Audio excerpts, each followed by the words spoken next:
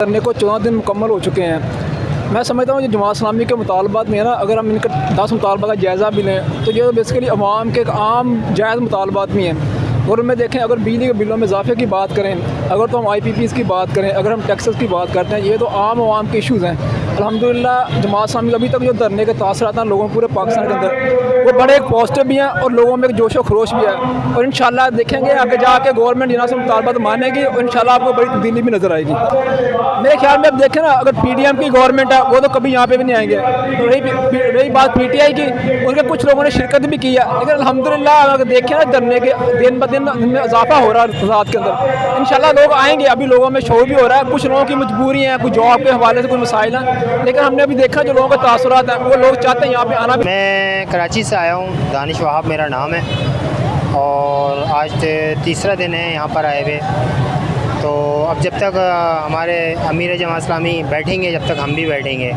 हर ईमानदार आदमी पे की जाती है, ये वाहिद ये नहीं है, और लोग भी हैं जिन पे तनकीद की जाती है, मगर चूँकि इन्होंने जिस मकसद के लिए यहाँ पर हम बैठे हैं ना, वो मकसद तो अपना पूरा करके मान ले तो अच्छा है। वैसे मानती हुई मुझे नज़र नहीं आ रही है। ना माने तो फिर क्या होगा?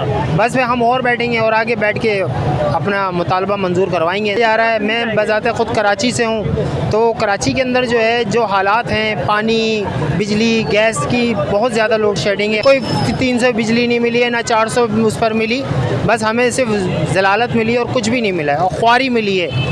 बिजलियों के बिल इतने आ रहे हैं कि हम लोग भरने से भी बड़े कासिद हो गए हैं। वहाँ की आवाम, कराची की आवाम बहुत ज़्यादा तंग है, बहुत ज़्यादा इन लोगों से बहुत ज़्यादा तंग है। तो इसके लिए यहाँ पर माशाल्लाह से ये इतना बड़ा प्लेटफॉर्म है, और आगे भी इंशाल्लाह होगा और मंजूर भी होंगे हम इंशाल्लाह।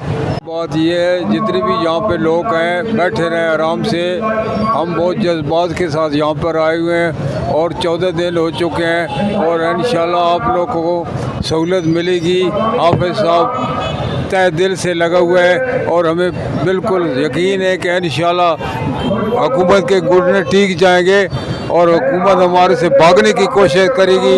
हुसैन वाजिद की तरह हम उसको जाने नहीं देंगे, हम यहाँ पर ही रखेंगे इंशाल्लाह। मैं 75-76 साल का आदमी बोल रहा हूँ, कोई जाकत बच्चा बात नहीं कर रहा हूँ, आपको यकीनन कह रहा हूँ कि आप हौसला करें।